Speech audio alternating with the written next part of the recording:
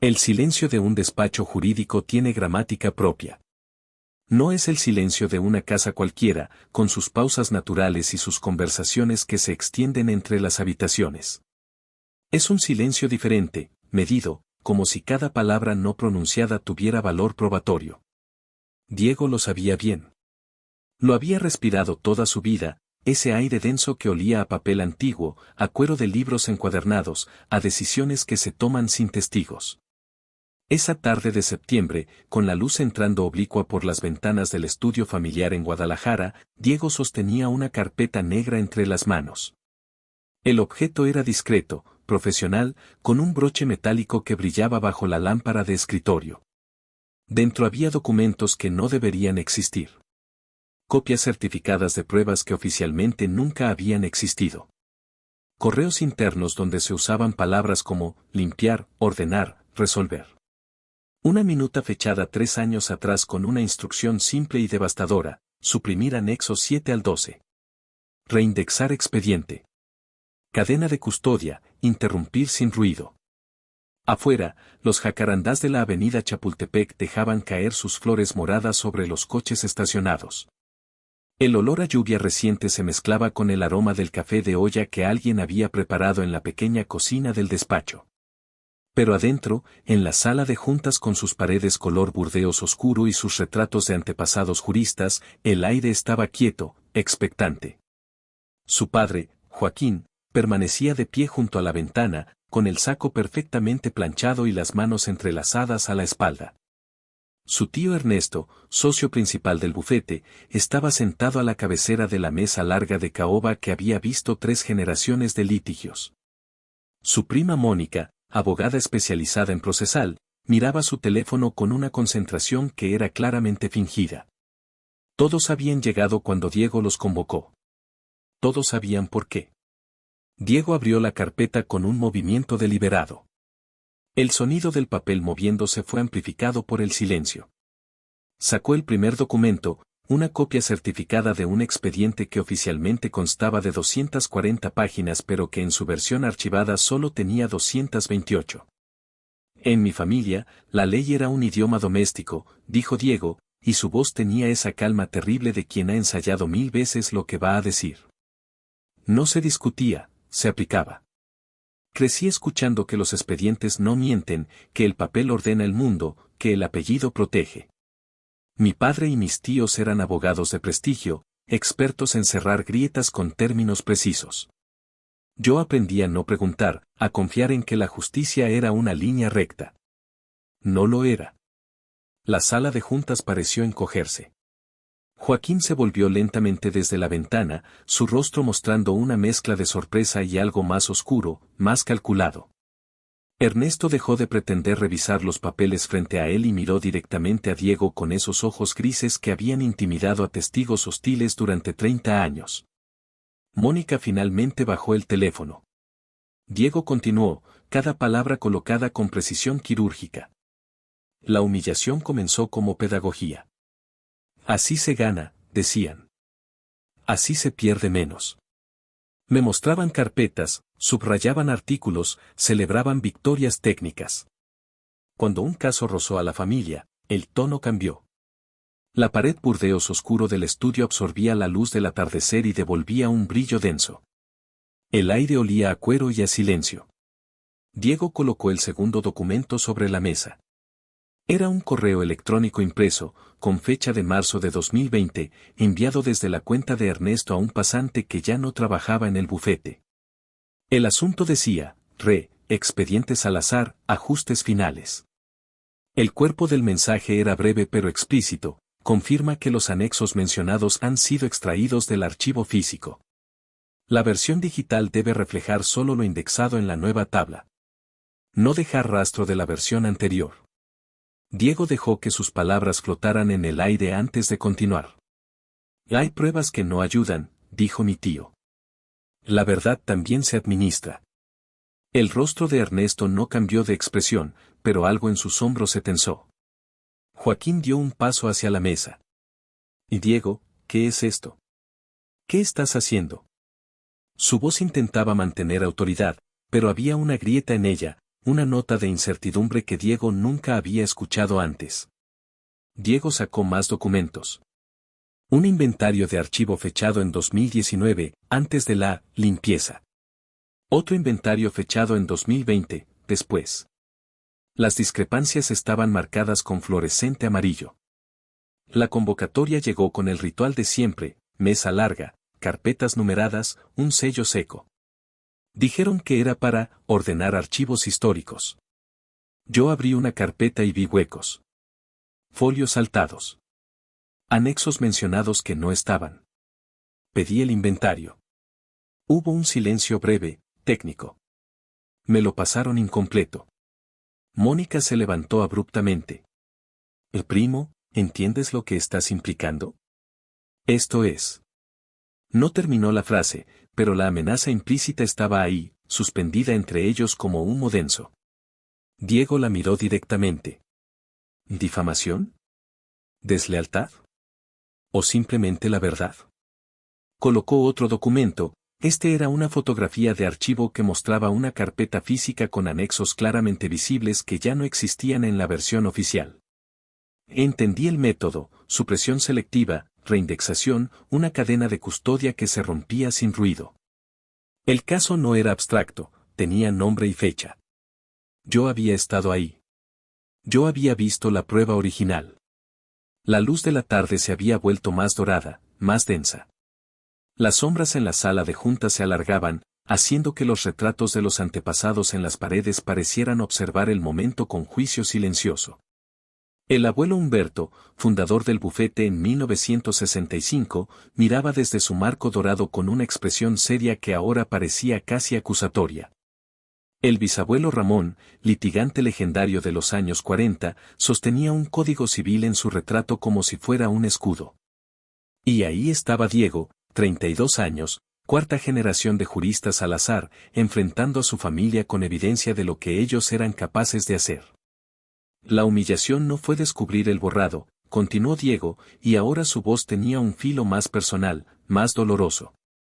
Fue escuchar la explicación. Es por la familia, dijeron.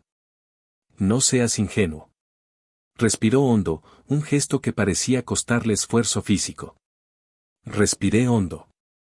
Saqué mi carpeta negra, armada en noches largas, copias certificadas, correos internos, una minuta donde se ordenaba, limpiar. No acusé. Ordené. Leí cronologías. Mostré cómo la ausencia se fabrica. El expediente empezó a hablar cuando las páginas volvieron a encontrarse. Ernesto finalmente habló. Su voz era baja, controlada, profesional. Diego, hijo, no entiendes el contexto completo de esa situación. Hay matices legales, estrategias defensivas que, Diego lo interrumpió levantando una mano. No me pidan complicidad. La ley no es apellido. El silencio que siguió fue absoluto. Hasta el ruido del tráfico de la avenida Chapultepec pareció detenerse. Los 3 minutos habían pasado, y en esa sala de juntas en Guadalajara, con su olor a cuero y papel antiguo, con sus paredes que habían presenciado décadas de acuerdos legales y estrategias victoriosas, algo fundamental se había roto. Y todos lo sabían. La historia, por supuesto, había comenzado mucho antes. Las historias de traición familiar siempre lo hacen. Se construyen con años de pequeñas claudicaciones, de líneas cruzadas que al principio parecen insignificantes, de compromisos que se justifican como pragmatismo hasta que un día te das cuenta de que has normalizado lo intolerable. Diego había crecido en esa casa de la colonia americana, en Guadalajara, una construcción de los años 50 con techos altos y pisos de mosaico que hacían eco cuando caminabas descalzo.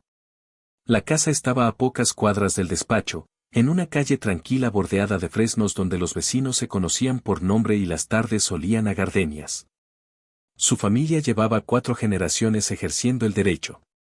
El bisabuelo Ramón había sido magistrado durante el gobierno de Ávila Camacho. El abuelo Humberto fundó el bufete Salazar y Asociados en 1965, especializándose en derecho corporativo y civil. Para cuando Diego nació, en 1991, el apellido Salazar ya era sinónimo de excelencia jurídica en el Bajío. Su padre Joaquín y su tío Ernesto habían expandido el negocio, abriendo oficinas en León y Querétaro, manejando casos de alto perfil para empresas y familias prominentes. La firma tenía prestigio, historia, una reputación construida sobre décadas de trabajo impecable. O eso era lo que todos creían. Diego creció entre códigos civiles y carpetas de Manila, entre conversaciones de sobremesa donde se discutían puntos procesales y estrategias litigiosas. Su primera memoria clara era de los 4 años, sentado bajo la mesa del comedor mientras su padre y su tío debatían sobre un caso de sucesión testamentaria, sus voces elevándose y bajando en un ritmo casi musical. Usando palabras que él no entendía pero que sonaban importantes, definitivas. Aprendió desde niño que las palabras tenían poder, que un párrafo bien redactado podía cambiar destinos, que la ley era una herramienta para ordenar el caos del mundo. También aprendió, aunque nadie se lo dijo explícitamente, que había cosas que no se preguntaban. Cuando tenía 8 años, escuchó a su padre hablando por teléfono en el estudio de la casa, tarde en la noche. Diego había bajado por un vaso de agua y se detuvo en el pasillo al escuchar el tono urgente de la conversación. No puede aparecer en el expediente, decía Joaquín. Es demasiado comprometedor. Encuentra la forma de que se pierda. Un error administrativo, algo. Hubo una pausa. No estoy pidiendo, estoy ordenando. Somos sus abogados. Nos pagan para protegerlos, no para entregarles la soga con la que los van a colgar. Diego volvió a su habitación sin el vaso de agua, con una sensación extraña en el estómago que no sabía nombrar. No le preguntó a su padre sobre esa conversación. Ya había aprendido que algunas cosas no se preguntaban. La adolescencia de Diego fue la de un hijo de familia acomodada en Guadalajara. Estudió en el colegio de los jesuitas, jugó fútbol en las tardes, pasó veranos en la casa de playa de la familia en Puerto Vallarta. Pero siempre hubo esa corriente subterránea, esa sensación de que su familia operaba con un código diferente, uno que permitía cierta flexibilidad interpretativa. En las reuniones familiares, escuchaba a su tío Ernesto contar anécdotas de casos ganados que no deberían haberse ganado, hablando con orgullo sobre creatividad procesal y estrategias audaces. Los otros abogados en las reuniones reían, brindaban, celebraban esa astucia como si fuera virtud. Cuando llegó el momento de elegir carrera, hubo una expectativa tácita pero férrea. Los Salazar estudiaban Derecho. Era lo que se hacía. Diego intentó plantear alternativas. Había pensado en historia, tal vez en periodismo.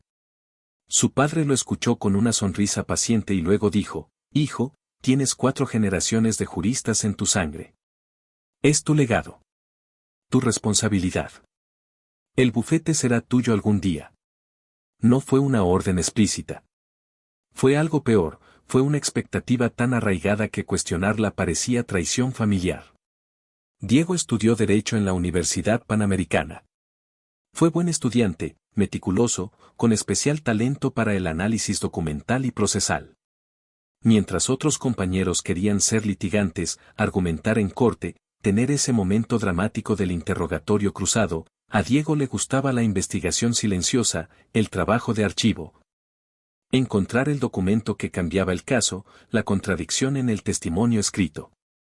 Era bueno en eso. Demasiado bueno, resultaría después. Cuando se graduó, entró al bufete familiar como asociado junior. Tenía 25 años, un título recién estrenado, y una oficina en el 3er piso del edificio del despacho, una construcción moderna en la avenida Chapultepec con vista a la glorieta de Colón. Los primeros meses fueron rutinarios. Revisión de contratos, redacción de demandas simples, trabajo de apoyo en casos grandes. Diego era diligente, puntual, perfeccionista. Su padre y su tío lo observaban con satisfacción. Es un Salazar natural, comentó Ernesto en una reunión de socios. Y tiene el ojo. El caso Salazar, el que eventualmente lo cambiaría todo, comenzó de manera inocua en marzo de 2019. Un cliente importante del bufete, Gustavo Salazar, sin parentesco con la familia pero con un apellido que creaba conexión inmediata. Estaba siendo demandado por presunta negligencia en una obra de construcción que había resultado en un accidente donde 2 trabajadores habían muerto y 3 más resultaron gravemente heridos. Era un caso complicado, con implicaciones penales y civiles, con mucha atención mediática local. Gustavo Salazar era un empresario prominente, constructor de varios desarrollos residenciales en la zona metropolitana de Guadalajara, miembro del club de golf donde la familia Salazar jurídica también era socia. Contrató al bufete para su defensa, y Ernesto tomó el caso personalmente, con Joaquín como estratega principal y varios asociados, incluyendo Diego, en roles de apoyo. Diego fue asignado a la revisión documental. Había cajas y cajas de documentos, permisos de construcción, bitácoras de obra, contratos con subcontratistas, reportes de inspección, correspondencia con autoridades. Su trabajo era organizarlo todo, crear un índice maestro, identificar las piezas clave de evidencia. Era trabajo tedioso pero importante. Diego se sumergió en ello con su meticulosidad característica. Y en la tercera semana de revisión, encontró algo. Era un reporte de inspección interna, fechado 2 semanas antes del accidente. El supervisor de seguridad de la obra había identificado múltiples violaciones a normas de protección, incluyendo andamios inseguros, falta de equipo de protección personal, y presión sobre los trabajadores para acelerar el ritmo sin los protocolos adecuados. El reporte concluía con una recomendación clara: suspender obra hasta implementar correcciones. Alto riesgo de accidente grave. El documento estaba firmado por el supervisor y tenía un sello de recibido con fecha y hora que demostraba que Gustavo Salazar lo había recibido personalmente. Y después de recibirlo, no había suspendido nada. Había seguido presionando para terminar a tiempo. Y 2 semanas después, el andamio del 4.º piso colapsó. Diego llevó el documento a su padre. Joaquín lo leyó en silencio, su rostro impasible. Luego dijo: buen trabajo encontrándolo. Esto es exactamente el tipo de cosa que no puede llegar a la contraparte. Diego parpadeó. ¿Cómo? Esto es evidencia material. Tenemos obligación de. Su padre levantó una mano. Diego, no seas ingenuo. Somos abogados defensores, no fiscales. Nuestra obligación es con nuestro cliente. Este documento no ayuda a nuestro cliente, por lo tanto no existe para efectos de litigio. ¿Entiendes? Diego no entendía. O más bien, entendía perfectamente, y eso era lo que lo perturbaba. Pero papá, esto prueba que él sabía del riesgo. Esto cambia todo el caso de negligencia.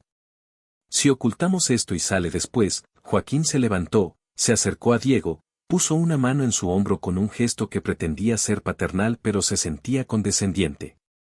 Dijo: tienes mucho que aprender sobre cómo realmente funciona esto. La verdad es una construcción. Los hechos se administran. Nuestra tarea no es revelar todo, es presentar la mejor versión posible de la historia de nuestro cliente. Eso es lo que nos pagan por hacer. Eso es lo que distingue a un abogado promedio de uno exitoso. Diego se fue de esa reunión sintiendo náusea. No era inocente. Había estudiado las reglas de ética profesional, sabía sobre el secreto profesional, sobre los límites de la representación. Pero esto se sentía diferente. Esto no era retener información protegida por privilegio abogado-cliente. Esto era suprimir evidencia que probaba culpabilidad directa en la muerte de 2 personas. Esa noche, Diego no durmió. Se quedó despierto en su departamento de la colonia Providencia, mirando el techo, sintiendo cómo su comprensión del mundo se reconfiguraba. A la mañana siguiente, Diego volvió al despacho temprano. Fue al archivo y sacó de nuevo la caja con el reporte problemático. Lo fotocopió. Guardó la copia en un sobremanila que se llevó a casa. No sabía exactamente por qué lo hacía, qué planeaba hacer con ello. Solo sentía que alguien necesitaba tener registro de que ese documento había existido. El caso Salazar avanzó. En las reuniones de estrategia, Ernesto y Joaquín diseñaron una defensa basada en culpar a los subcontratistas, en argumentar que Gustavo Salazar no tenía conocimiento directo de las condiciones de la obra, que confiaba en sus supervisores y que cualquier negligencia era de ellos, no suya. Era una estrategia plausible, bien construida, con testigos preparados y documentación selectiva que pintaba el cuadro que necesitaban pintar. Y funcionó. 18 meses después, el juez falló mayormente a favor de Gustavo Salazar. Las familias de las víctimas recibieron compensación mínima, insuficiente, mezquina. Gustavo siguió con su negocio. Y el bufete Salazar cobró honorarios sustanciales y añadió otra victoria a su historial. Diego siguió trabajando en el bufete, pero algo había cambiado en él. Comenzó a notar patrones. No en todos los casos, pero en algunos, especialmente en los de clientes poderosos, había esta misma aproximación. Documentos que desaparecían. Testigos que de pronto cambiaban sus versiones después de preparación intensiva. Expedientes que se archivaban de forma que ciertas piezas quedaban enterradas, inaccesibles.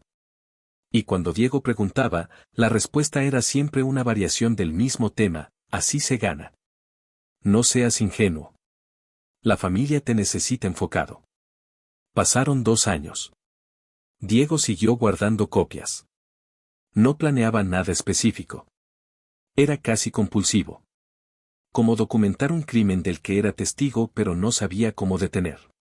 En su departamento, en un mueble archivador que había comprado, tenía una colección creciente de evidencia de la evidencia suprimida. Casos donde el bufete había limpiado expedientes para proteger a clientes. No eran la mayoría de los casos. Pero eran suficientes. Y el peso de ese conocimiento se volvía más pesado cada día. La gota que derramó el vaso llegó en septiembre de 2021. El despacho celebraba su 56 aniversario con una cena en el club de golf. Era un evento elegante, con socios, clientes importantes, algunos jueces amigos, personalidades de Guadalajara. Diego estaba ahí con su familia, usando traje oscuro, sonriendo educadamente, escuchando discursos sobre la tradición Salazar, sobre integridad y excelencia jurídica. Su tío Ernesto dio un discurso particularmente emotivo sobre cómo el abuelo Humberto les había enseñado que la ley es sagrada, y los que la practicamos somos sus custodios. Diego escuchaba esas palabras y sentía cada una como una bofetada. Integridad. Custodios de la ley. Mientras en el archivo del despacho había expedientes mutilados, pruebas suprimidas, versiones manipuladas de la verdad. Y todos ahí, aplaudiendo, brindando, celebrando una mentira colectiva. Algo en Diego se rompió esa noche. O quizá algo finalmente se solidificó. Una decisión que había estado formándose durante 3 años finalmente tomó forma definitiva. Al día siguiente, Diego pidió acceso al archivo histórico del despacho. Dijo que estaba trabajando en un análisis interno de estrategias exitosas a lo largo de los años, un proyecto de documentación institucional. Le dieron acceso. Durante 3 semanas, Diego pasó sus noches en el archivo, después de que todos se habían ido. Revisó casos antiguos. Comparó versiones de expedientes. Documentó inconsistencias. Y encontró que el patrón era más antiguo de lo que pensaba. Casos desde los tiempos de su abuelo donde había señales de supresión, de manipulación. No todos. Pero suficientes para establecer que esto no era desviación reciente. Era práctica institucional. Diego construyó su caso de la misma manera que le habían enseñado a construir casos. Con meticulosidad. Con documentación irrefutable. Con una cronología clara que establecía hechos innegables. Cuando terminó, tenía 3 carpetas negras llenas de copias certificadas, correos impresos, fotografías de archivo, inventarios comparativos. Tenía prueba de que el bufete Salazar, durante décadas, había operado con una filosofía de que el apellido estaba por encima de la ley, que la victoria justificaba los métodos. Que la verdad era maleable cuando interfería con los intereses del cliente o de la firma. Convocó la reunión para un viernes de septiembre. Pidió que su padre, su tío, y su prima Mónica, quien era socia junior, estuvieran presentes. Les dijo que tenía algo importante que discutir sobre los archivos históricos. Llegaron sin sospecha. Y Diego colocó las carpetas negras sobre la mesa de caoba de la sala de juntas y comenzó a hablar. La confrontación duró 2 horas. Diego presentó caso por caso, documento por documento. Su padre intentó defender las decisiones como estrategia legal legítima. Su tío intentó argumentar que Diego no entendía la complejidad de la práctica real, que estaba siendo idealista e ingenuo. Mónica intentó minimizar, sugerir que eran unos pocos casos atípicos, que no representaban la práctica general de la firma. Diego desmontó cada argumento con la precisión de un litigante consumado. Porque les estaba demostrando que sí había aprendido. Había aprendido a construir un caso irrefutable. Solo que ahora lo usaba contra ellos. ¿Qué quieres?, finalmente preguntó Ernesto, su voz había perdido toda pretensión de autoridad y sonaba cansada, derrotada. ¿Quieres destruir el apellido? ¿Quieres arruinar el trabajo de 4 generaciones? ¿Para qué? Para sentirte moralmente superior. Diego miró a su tío, a este hombre que había sido una figura de autoridad toda su vida, y sintió algo parecido a lástima. Quiero que admitan lo que hicieron. Quiero que contacten a las familias de las víctimas del caso Salazar y les revelen el documento que ocultaron. Quiero que inicien un proceso de auditoría interna real, con supervisión externa, para revisar todos los casos donde hubo supresión de evidencia. Y quiero que implementen protocolos que hagan imposible que esto vuelva a pasar. Eso nos destruiría profesionalmente, dijo Joaquín, su padre, con una voz que temblaba de rabia contenida. Perderíamos clientes. Enfrentaríamos sanciones del Colegio de Abogados. Posibles acciones legales. Todo lo que hemos construido se vendría abajo. Exacto, respondió Diego. Las acciones tienen consecuencias. Y ustedes construyeron sobre arena. Yo solo estoy mostrando que la marea está subiendo. No puedes exponernos, intervino Mónica, y ahora había urgencia en su voz. Somos tu familia. Te necesitamos leales. Siempre hemos estado para ti. No puedes, no me pidan complicidad, interrumpió Diego, usando las mismas palabras que había dicho al inicio de la reunión. La ley no es apellido. Y yo no voy a ser parte de esto más. El silencio que siguió fue diferente a todos los silencios anteriores. No era el silencio calculado de estrategas planeando su siguiente movimiento. Era el silencio de derrota. De reconocimiento. De un mundo que se derrumba. Ernesto fue el primero en levantarse. Necesitamos tiempo para discutir esto entre los socios, dijo. Esto es complicado. Tienen una semana, respondió Diego. Si en una semana no han contactado a las familias afectadas y no han iniciado el proceso de auditoría, yo lo haré público. Tengo contactos en medios. Tengo la documentación lista para presentar ante el Colegio de Abogados y ante las autoridades correspondientes. Una semana. Diego salió de la sala de juntas. Salió del edificio. Caminó por la avenida Chapultepec bajo el sol brutal de septiembre en Guadalajara, sintiendo el calor del pavimento subir a través de sus zapatos, sintiendo el peso de lo que acababa de hacer asentándose sobre sus hombros. No se sentía victorioso. Se sentía exhausto. Y completamente solo. Su teléfono comenzó a sonar esa misma tarde. Era su madre, Carmen. No había estado en la reunión porque no era abogada, pero claramente le habían contado. Diego, ¿qué hiciste? Tu padre está destrozado. ¿Cómo pudiste traicionar a tu familia así? Su voz estaba llena de lágrimas y acusación. Diego intentó explicar, pero cada palabra que decía parecía amplificar la distancia entre ellos. Finalmente, su madre dijo, no sé si puedo perdonarte por esto, y colgó. Su hermana menor, Ana, estudiante de arquitectura, le mandó un mensaje de texto, no entiendo nada pero todos están furiosos contigo. ¿Qué pasó? ¿Estás bien? Diego le respondió, estoy bien. Es complicado. Te explico después. Pero no sabía cuándo sería ese después, o si Ana querría escuchar cuando llegara el momento. Los días siguientes fueron un limbo extraño. Diego fue a trabajar, pero nadie le hablaba. Su oficina se sentía como una isla de cuarentena. Los asociados junior lo evitaban en los pasillos. Las secretarias le respondían con monosílabos. Su padre no salió de su despacho del 5º piso. Era como si Diego se hubiera vuelto invisible, o peor, como si se hubiera convertido en un espectro que todos podían ver pero nadie quería reconocer. El miércoles de esa semana, Diego recibió un correo formal de Recursos Humanos.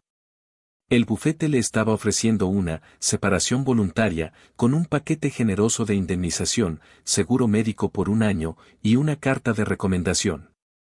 Estaba redactado en términos profesionales y amables, pero el mensaje era claro: vete. No queremos esto se vuelva más feo de lo que ya es. Diego leyó el correo 3 veces. Luego escribió su respuesta, una sola línea: mi oferta sigue en pie hasta el viernes. La separación puede esperar.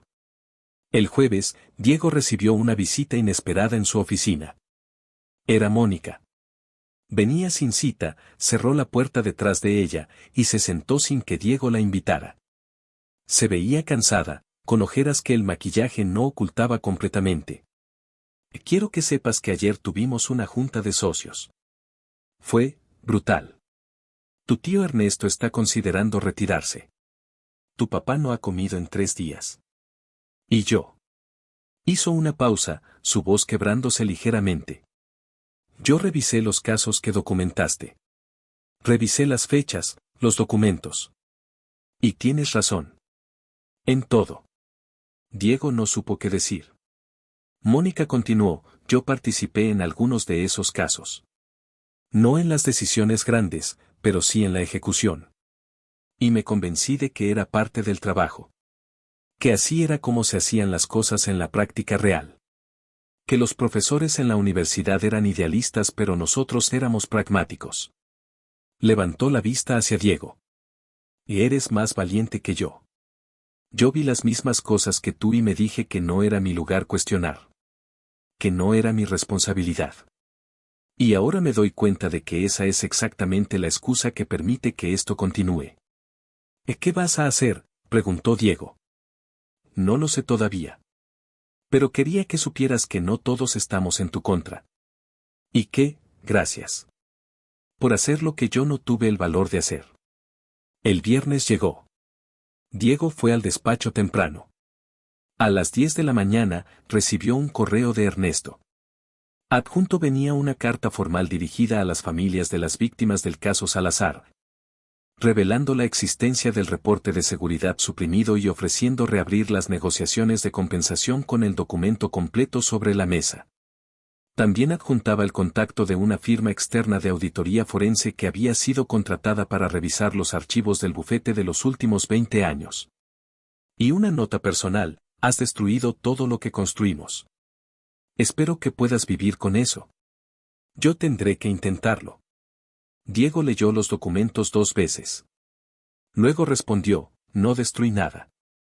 Solo revelé lo que ya estaba roto. Espero que esto sea el comienzo de reconstruir de forma correcta. Esa tarde, Diego limpió su oficina. No había mucho que llevar. Algunos libros personales, una fotografía con su hermana, un llavero que le había regalado su abuelo Humberto cuando se graduó de la carrera con la insignia del bufete. Miró el llavero durante mucho tiempo. Representaba una herencia que había rechazado, un legado que había desafiado. Lo guardó de todas formas. No por sentimentalismo, sino como recordatorio. De que las tradiciones no son sagradas por su antigüedad. Que los apellidos no otorgan inmunidad moral. Que la lealtad familiar no puede ser excusa para la injusticia. Salió del edificio del despacho por última vez como empleado. Afuera, la avenida Chapultepec estaba llena de tráfico vespertino, el sol se ponía detrás de los edificios creando ese resplandor anaranjado característico de Guadalajara en otoño. Diego caminó sin dirección particular, solo necesitaba moverse, procesar, existir en un mundo que de pronto se sentía completamente diferente. Los meses que siguieron fueron de ajuste profundo. Diego vivía de sus ahorros mientras decidía qué hacer con su carrera. No podía volver al derecho corporativo. No después de esto. No podía trabajar en otro bufete defendiendo a clientes poderosos con métodos cuestionables. Pero tampoco podía abandonar el derecho completamente. Había algo en la práctica, en el uso de la ley como herramienta para buscar justicia real, que todavía lo llamaba. Comenzó a trabajar como abogado pro bono para una organización de derechos humanos en Guadalajara. El pago era mínimo, casi simbólico. Las oficinas eran modestas, sin los acabados lujosos del bufete Salazar. Los clientes eran víctimas de desaparición forzada, familias buscando justicia por violaciones policiales, comunidades enfrentando desplazamiento por proyectos de desarrollo. Era trabajo duro, frecuentemente frustrante, con resultados que llegaban lentamente si es que llegaban. Pero era honesto. Cada documento que Diego presentaba, cada argumento que construía, cada caso que trabajaba, era con la certeza de que estaba del lado correcto de la justicia. No siempre ganaban. De hecho, perdían más de lo que ganaban.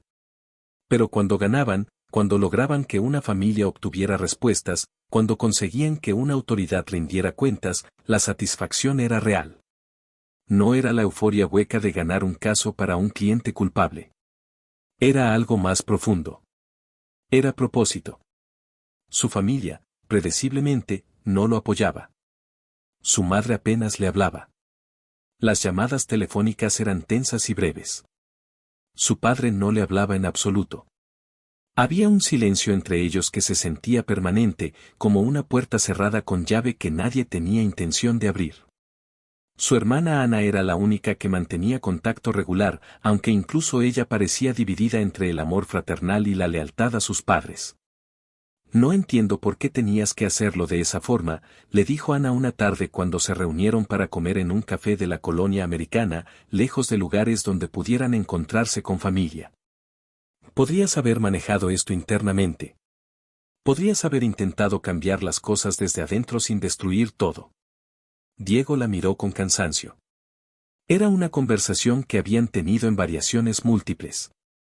Ana, lo intenté. Durante 3 años intenté cambiar cosas desde adentro. Hablé con papá. Expresé preocupaciones. Sugerí protocolos éticos más estrictos. Y cada vez me dijeron que no entendía, que era ingenuo, que así era el negocio real. El sistema no se reforma desde adentro cuando todos los que están adentro se benefician de que permanezca corrupto. Pero era tu familia, insistió Ana, y su voz se quebró. Crecimos juntos. Fueron buenos padres. Nos dieron todo. ¿Eso no cuenta para nada? Cuenta. Por supuesto que cuenta. Los amo. Pero eso no puede ser excusa para hacer lo incorrecto. El amor no te da derecho a complicidad. Diego hizo una pausa. Si yo viera a un extraño cometer un crimen y no lo reportara, sería cómplice. ¿Por qué sería diferente solo porque es familia? Ana no tenía respuesta para eso. Comieron el resto de la comida en un silencio incómodo, y cuando se despidieron, Diego sintió que incluso esta relación se estaba fracturando. Que el costo de su decisión seguía aumentando, cobrándose en formas que no había anticipado. La auditoría externa del bufete Salazar tomó 6 meses. Los resultados fueron devastadores. Se identificaron irregularidades en 32 casos a lo largo de 20 años. Algunos eran menores, problemas de procedimiento. Otros eran graves, supresión de evidencia, manipulación de testimonios, conspiración para obstruir justicia. El Colegio de Abogados inició procedimientos disciplinarios contra varios de los socios, incluyendo Ernesto y Joaquín. El bufete enfrentó demandas de clientes anteriores que sentían que su representación había sido comprometida. Algunos casos penales fueron reabiertos cuando la evidencia suprimida salió a la luz. El nombre Salazar, que durante décadas había sido sinónimo de excelencia jurídica, ahora estaba asociado con escándalo. Los periódicos locales cubrieron la historia extensamente. Algunos medios nacionales también la recogieron como ejemplo de corrupción en bufetes de élite. Diego no dio entrevistas. No buscaba atención. Pero su nombre aparecía en los artículos como el abogado que denunció las prácticas de su propia familia, como un tipo de héroe incómodo que nadie sabía exactamente cómo categorizar. Ernesto se retiró formalmente de la práctica legal en marzo del año siguiente. Enfrentaba suspensión de su licencia y prefirió renunciar antes que ser sancionado. Joaquín negoció una suspensión de 2 años y supervisión posterior. El bufete tuvo que cambiar de nombre, ya no podía usar Salazar y Asociados. Muchos clientes se fueron. Algunos socios también. La firma que había sido orgullo familiar durante más de medio siglo se redujo a una operación mucho más pequeña, manejando casos menores, sin el prestigio ni los clientes de alto perfil. Diego recibió un mensaje de su padre casi un año después de la confrontación. Era breve: necesitamos hablar. ¿Podemos vernos? Diego dudó durante 2 días antes de responder. Parte de él no quería verlo, no estaba listo para ese tipo de conversación emocional. Otra parte sabía que eventualmente necesitaba enfrentar esto. Respondió: Café Madoka, sábado 11 de la mañana. El encuentro fue tenso desde el primer momento. Joaquín llegó puntual, se veía más viejo de lo que Diego recordaba, con más canas, más arrugas, los hombros ligeramente caídos. Se sentaron en una mesa del fondo, pidieron café, y durante un largo momento ninguno habló. Finalmente, Joaquín rompió el silencio.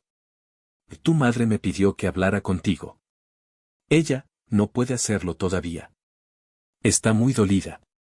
Lo sé, respondió Diego. He tenido mucho tiempo para pensar, continuó Joaquín. Sobre lo que hiciste. Sobre por qué lo hiciste. Y sobre mi propia parte en todo esto. Hizo una pausa, sus manos envolviendo la taza de café sin beberlo. Quiero decirte que tenías razón, pero no puedo. Todavía creo que fuiste extremo. Que podrías haber manejado esto diferente. Diego sintió rabia subiendo. ¿Entonces para qué me citaste? ¿Para decirme que todavía piensas que estoy equivocado? No, dijo Joaquín rápidamente. Te cité porque a pesar de que creo que fuiste extremo, también he llegado a entender que yo estaba equivocado. En las decisiones que tomé. En las cosas que permití. En la cultura que ayudé a crear en ese bufete. Levantó la vista, sus ojos encontrando los de Diego. No fue siempre así.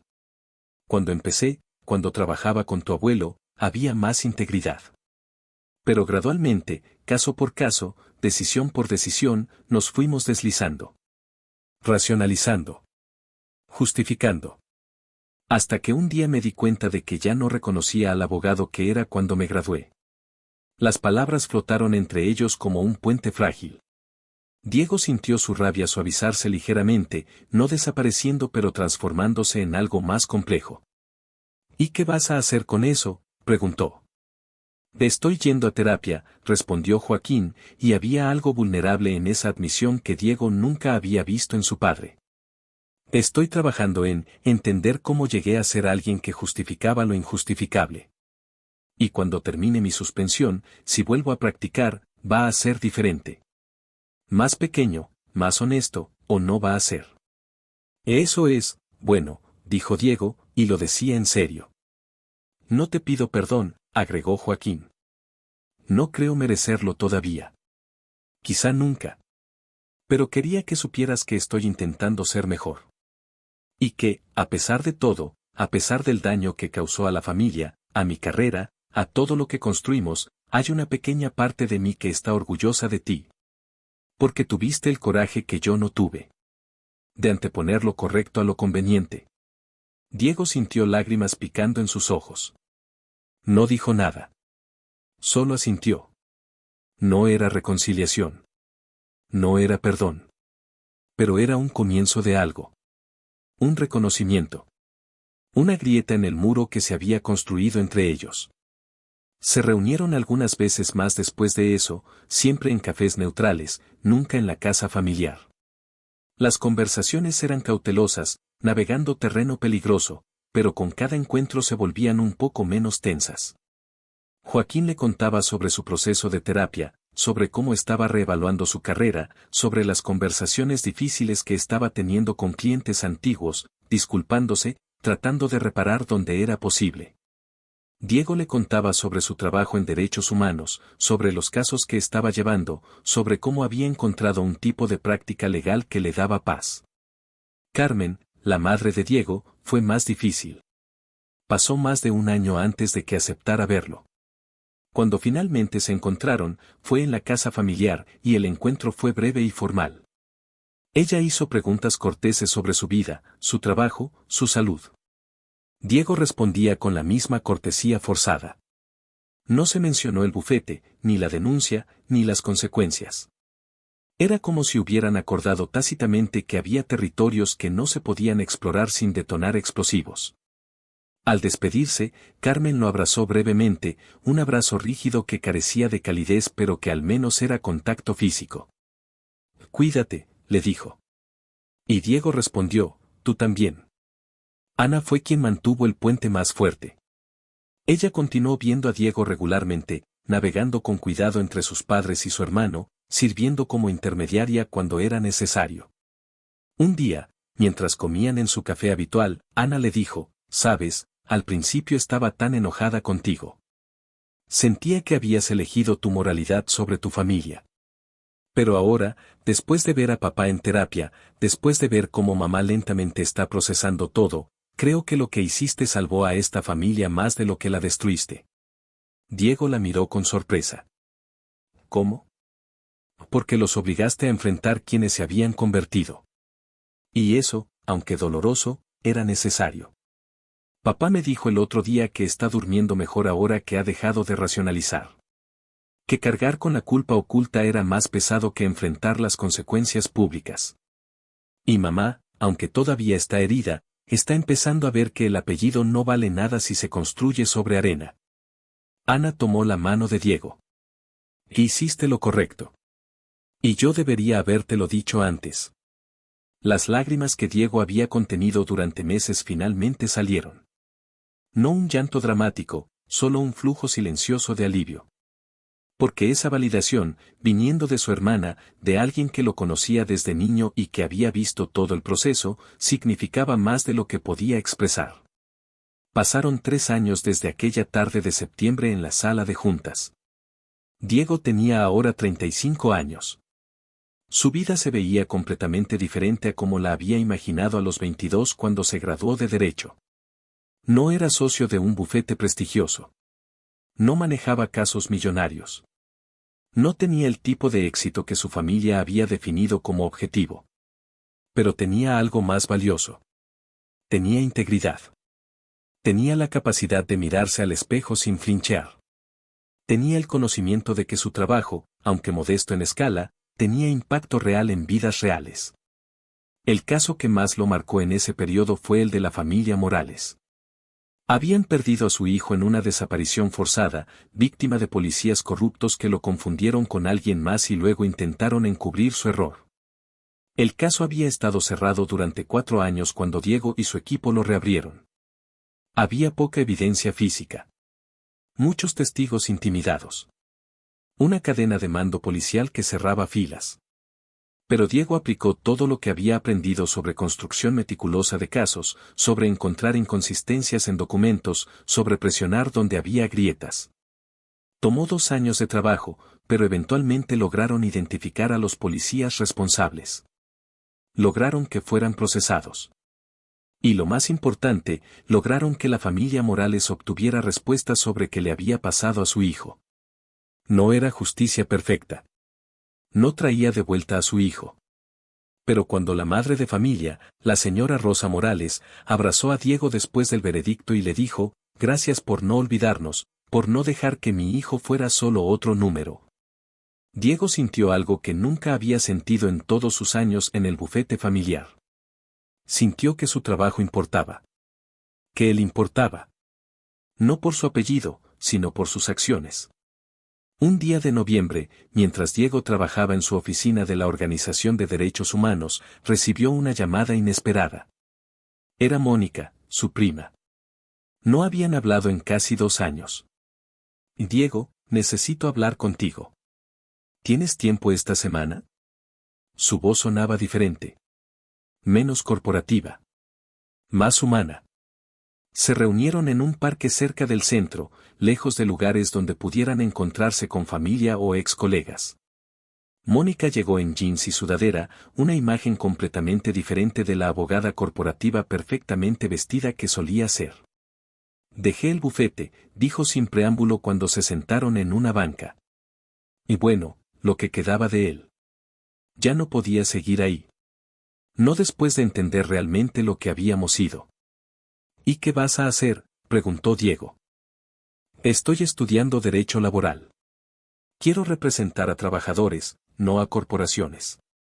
Quiero usar lo que sé para proteger a los vulnerables, no para defender a los poderosos. Hizo una pausa. Y quería pedirte, si estás abierto a ello, si puedo trabajar contigo. No necesito sueldo completo. Solo necesito aprender cómo se hace esto de forma correcta. Cómo se practica derecho con integridad. Diego sintió algo cálido en su pecho. No era triunfo. Era esperanza. Y me encantaría trabajar contigo, respondió. Pero va a ser muy diferente de lo que conoces. Es trabajo duro, mal pagado, frecuentemente frustrante, lo sé, interrumpió Mónica. Y estoy lista para eso. De hecho, creo que es exactamente lo que necesito. Mónica se unió a la organización el mes siguiente. Al principio fue difícil para ella ajustarse. Estaba acostumbrada a recursos ilimitados, a asistentes que manejaban lo administrativo, a casos donde el éxito se medía en honorarios cobrados. Ahora trabajaba con presupuestos mínimos, hacía su propio archivo, y el éxito se medía en vidas cambiadas. Pero gradualmente se adaptó. Y Diego vio en ella un cambio similar al que él había experimentado. Una transformación de alguien que usaba el derecho como herramienta de poder a alguien que lo usaba como herramienta de justicia. El cuarto aniversario de la denuncia llegó en septiembre. Diego no lo marcaba como celebración, pero sí como momento de reflexión. Había perdido mucho ese día. Su lugar en la familia, su carrera planeada, la comodidad económica, la aprobación familiar. Pero había ganado algo más difícil de cuantificar pero más valioso. Había ganado la capacidad de vivir sin peso de secretos. De trabajar sin comprometer su ética. De dormir por las noches sin preguntarse si era cómplice de injusticia. Esa tarde, Diego recibió un paquete en su oficina. Venía de una dirección en Ciudad de México que no reconocía. Adentro había un libro recién publicado, Ética y Práctica Legal en México, Casos de Estudio. Lo abrió curiosamente y en el índice vio un capítulo titulado, El caso Salazar, cuando la denuncia interna falla. Lo leyó completo. Era un análisis académico de lo que había pasado en el bufete, usando la historia como caso de estudio sobre fallas sistémicas en la autorregulación de la profesión legal. El autor era un profesor de Derecho de la UNAM que había investigado extensamente el caso. El capítulo concluía, el caso Salazar demuestra que la reforma ética no puede depender únicamente de controles internos cuando hay incentivos estructurales para la corrupción. Requiere individuos dispuestos a asumir costos personales significativos para exponer prácticas indebidas. Diego Salazar ejemplifica el tipo de valentía profesional que el sistema legal necesita desesperadamente. Su historia debería ser estudiada no solo como advertencia sobre cómo las firmas pueden corromperse, sino como inspiración sobre cómo los individuos pueden elegir integridad sobre conveniencia. Incluso cuando el costo es devastadoramente alto. Diego leyó ese párrafo 3 veces. No se sentía como el héroe que el profesor describía. Se sentía como alguien que había hecho lo único que podía hacer y vivir consigo mismo. Pero si su historia servía para enseñar a futuros abogados, si ayudaba a que aunque sea uno de ellos eligiera diferente cuando enfrentaran dilemas éticos, entonces quizá todo había valido la pena. Esa noche, Diego cenó en casa de Ana. Ella y su novio habían cocinado mole poblano, el olor llenaba el departamento pequeño pero acogedor. Durante la cena, Ana mencionó casualmente, mamá preguntó por ti ayer. Dijo que si querías, podías venir a la cena de Navidad este año. Toda la familia. Como antes. Diego sintió un nudo en el estómago. No sé si estoy listo para eso. No tienes que decidir ahora, dijo Ana. Pero la invitación está ahí. Ellos están cambiando. Lentamente. Papá está considerando trabajar pro bono después de que termine su suspensión. Mamá ha estado yendo a terapia también. Y ambos han mencionado que te extrañan. Que la casa se siente incompleta sin ti. Diego no respondió de inmediato. El camino de vuelta a la familia no era simple. No era solo decidir perdonar. Era navegar años de dolor, de decisiones tomadas, de consecuencias vividas. Era encontrar la forma de reconstruir confianza que había sido fundamentalmente quebrada. No sabía si era posible. Pero por primera vez en 4 años, estaba dispuesto a considerar que quizá, solo quizá, algún día podría serlo. 5 años después de la confrontación, Diego recibió un reconocimiento de la Comisión de Derechos Humanos del Estado de Jalisco por su trabajo en casos de desaparición forzada. La ceremonia fue modesta, en un salón del gobierno estatal, con autoridades locales y representantes de organizaciones civiles. Cuando Diego subió a recibir el reconocimiento, escaneó el público desde el estrado. Y ahí, sentados al fondo, estaban sus padres. Su madre tenía lágrimas en los ojos. Su padre sostenía su mano, y cuando sus miradas se encontraron, Joaquín asintió lentamente. No era aplauso ruidoso. No era celebración exuberante. Pero era presencia. Era reconocimiento. Era el principio de algo que podía parecerse a orgullo. Después de la ceremonia, Diego los buscó. El encuentro fue incómodo al principio, lleno de pausas y palabras medidas. Pero Carmen lo abrazó, un abrazo real esta vez, largo y apretado. Estamos orgullosos de ti, dijo, su voz quebrada. Tomó tiempo entenderlo, pero estamos orgullosos. Joaquín extendió su mano, y cuando Diego la tomó, su padre lo acercó y también lo abrazó. Hiciste lo correcto, dijo en voz baja, solo para Diego. Y yo hice lo incorrecto. Gracias por no dejarme continuar haciéndolo. No era perdón completo. No era sanación total. Las cicatrices estaban ahí y siempre estarían. Pero era suficiente. Por ahora, era suficiente. Los años continuaron pasando. Diego siguió trabajando en derechos humanos, ahora como director de litigación de la organización. Mónica se convirtió en socia de un pequeño bufete especializado en derecho laboral, representando a trabajadores contra empresas abusivas. Los casos que manejaban juntos ocasionalmente eran complejos, desafiantes y profundamente significativos. La relación de Diego con su familia mejoró gradualmente. Comenzó a asistir a algunas reuniones familiares, primero con cautela, luego con más comodidad. Nunca volvió a ser lo que fue. No podía serlo. Demasiado había cambiado. Pero encontraron un nuevo equilibrio, uno basado en honestidad dolorosa en lugar de armonía forzada. Su padre finalmente volvió a practicar derecho, pero en una escala mucho más pequeña.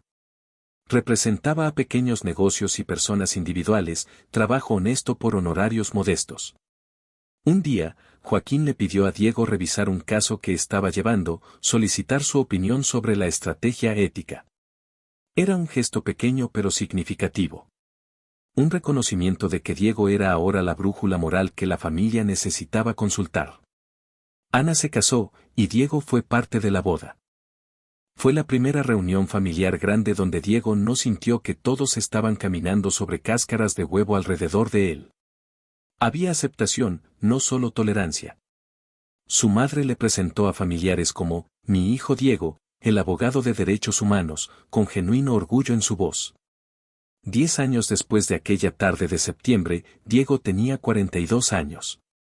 Había construido una carrera respetable defendiendo los derechos de los marginados.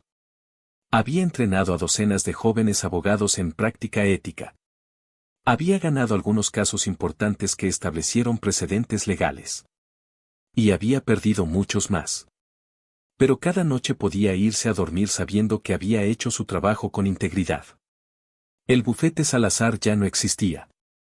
Había cerrado completamente años atrás. Ernesto se retiró permanentemente y pasaba sus días en su casa en Ajijic, sin contacto regular con la familia. La reputación del apellido en círculos legales nunca se recuperó completamente. Pero gradualmente, un nuevo tipo de reputación comenzó a construirse.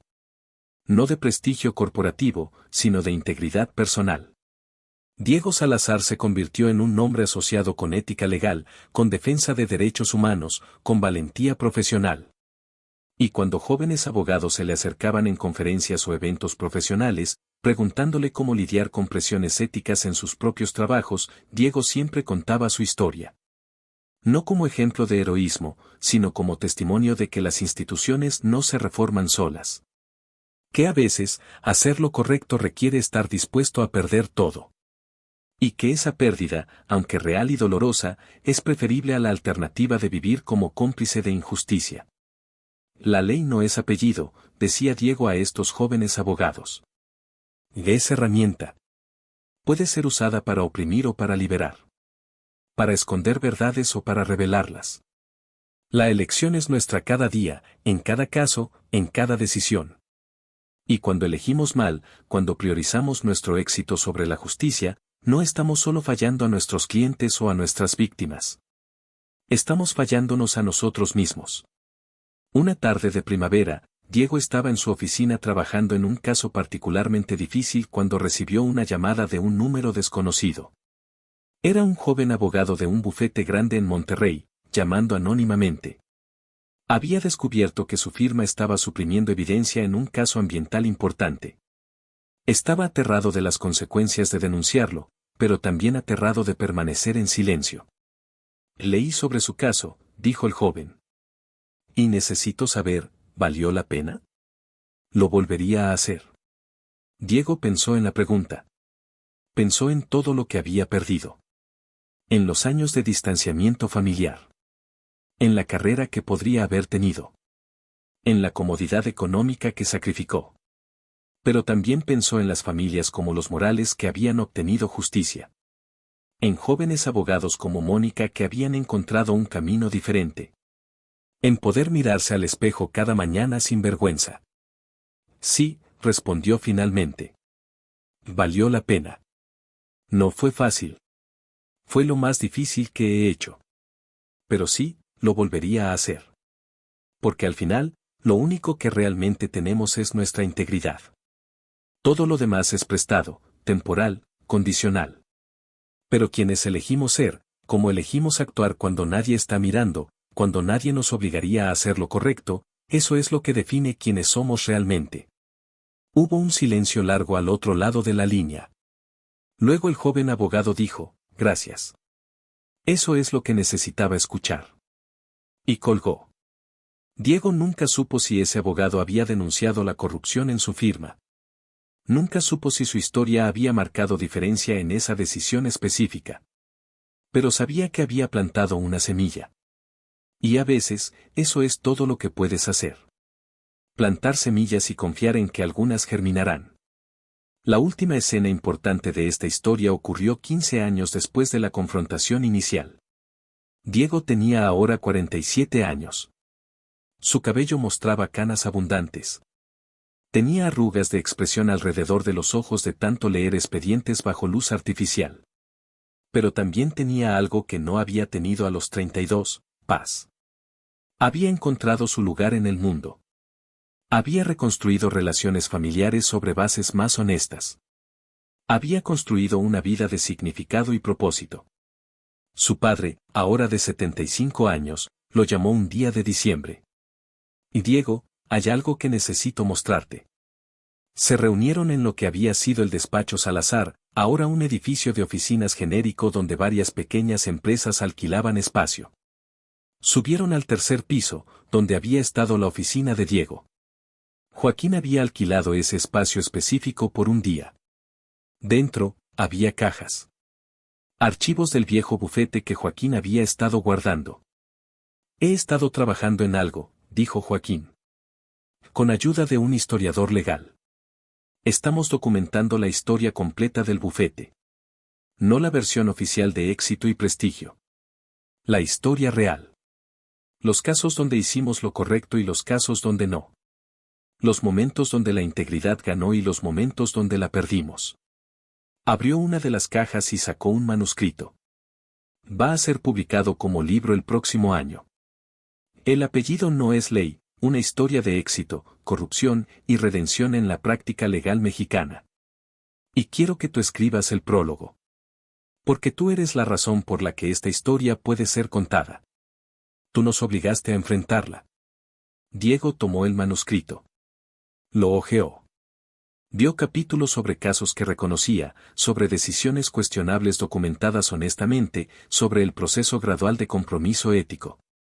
Y al final, capítulos sobre la denuncia, sobre las consecuencias, sobre el proceso lento de intentar hacer reparación. ¿Estás seguro de que quieres publicar esto?, preguntó Diego. Va a ser doloroso para la familia. Va a ser tu nombre también, no solo el mío. Lo sé, respondió Joaquín. Pero es necesario. Si nuestra historia puede servir como advertencia, como lección, entonces al menos algo bueno salió de nuestros errores. Y merecemos ser recordados honestamente, no idealizados. Diego sintió lágrimas en sus ojos. Este era el reconocimiento que había esperado durante 15 años. No disculpas vacías o justificaciones, sino asunción completa de responsabilidad. Aceptación total de consecuencias. Y compromiso genuino con asegurar que la historia sirviera para prevenir, no para repetir. Escribiré el prólogo, dijo Diego. Con una condición. Que incluyas también las historias de los que fueron dañados. Las familias de las víctimas. Los clientes que merecían mejor representación. Esta no puede ser solo nuestra historia de redención. Tiene que ser testimonio del costo real que la corrupción legal tiene en vidas reales. Acordado, dijo Joaquín, y por primera vez en 15 años, se abrazaron sin peso entre ellos. Sin secretos. Sin justificaciones. Solo dos hombres, padre e hijo, que habían recorrido caminos diferentes pero que finalmente habían encontrado terreno común en el compromiso con la verdad. El libro se publicó al año siguiente. La recepción fue mixta. Algunos en la profesión legal lo criticaron por lavar ropa sucia en público. Otros lo celebraron por su honestidad brutal. Se convirtió en lectura requerida en varios programas de derecho para cursos de ética profesional. Y más importante para Diego, varias familias que habían sido afectadas por los casos problemáticos contactaron a los autores para agradecer que finalmente sus experiencias fueran validadas, reconocidas, documentadas. Diego escribió en su prólogo: este libro es un testamento a que las instituciones son tan éticas como las personas que las componen. Que los apellidos no otorgan inmunidad moral. Que la tradición no es justificación. Y que la redención, cuando es genuina, requiere no solo admitir el error sino trabajar activamente para reparar el daño causado. Mi familia perdió su prestigio. Pero ganó su integridad. Y eso, al final, es lo único que realmente importa. El último capítulo de esta historia se escribe cada día. Diego continúa su trabajo, ahora también enseñando ética legal en la universidad. Mónica maneja su bufete de derecho laboral con éxito modesto pero honesto. La familia Salazar se reúne ocasionalmente, ya no como dinastía legal sino como familia humana, imperfecta, tratando de vivir mejor cada día. Y cuando Diego camina por las calles de Guadalajara, pasando por el edificio donde había estado el despacho familiar, donde había pasado esa tarde de septiembre hace tantos años enfrentando a su familia con verdades incómodas, siente algo parecido a satisfacción. No por la destrucción que causó, sino por la honestidad que forzó. Por las vidas que ha podido tocar desde entonces con trabajo íntegro. Por haber elegido la justicia sobre el apellido, la verdad sobre la tradición, la integridad sobre la conveniencia. El silencio de un despacho jurídico tiene gramática propia. Pero Diego aprendió que hay silencios diferentes. Está el silencio de complicidad, de secretos guardados, de verdades suprimidas. Y está el silencio de paz, de trabajo bien hecho, de poder descansar sin peso de culpa. El primero lo había conocido en su juventud. El segundo lo había ganado con esfuerzo y a costo alto. Y si pudiera volver atrás, si pudiera elegir de nuevo, elegiría el mismo camino. Porque algunos costos valen la pena. Y la integridad es uno de ellos. En una ciudad donde el derecho se practica cada día en cortes y despachos, donde las palabras tienen poder para cambiar destinos, donde la justicia es batalla constante nunca completamente ganada. Diego Salazar encontró su lugar. No como heredero de un apellido prestigioso, sino como defensor de verdades incómodas. Como testigo de que las instituciones pueden corromperse, pero los individuos pueden elegir diferente. como ejemplo vivo de que hacer lo correcto, incluso cuando cuesta todo, es preferible a vivir con la carga de complicidad. Y esa lección, transmitida ahora a nuevas generaciones de abogados, es el legado que eligió construir. No sobre apellido, sino sobre acción. No sobre tradición, sino sobre verdad. Si esta historia te llegó al corazón, si sentiste la importancia de elegir la integridad sobre la conveniencia, te invitamos a suscribirte al canal Historias para distraerte. Cada día compartimos historias que te harán reflexionar, sentir y ver el mundo de manera diferente. No te pierdas nuestras nuevas historias. Suscríbete ahora.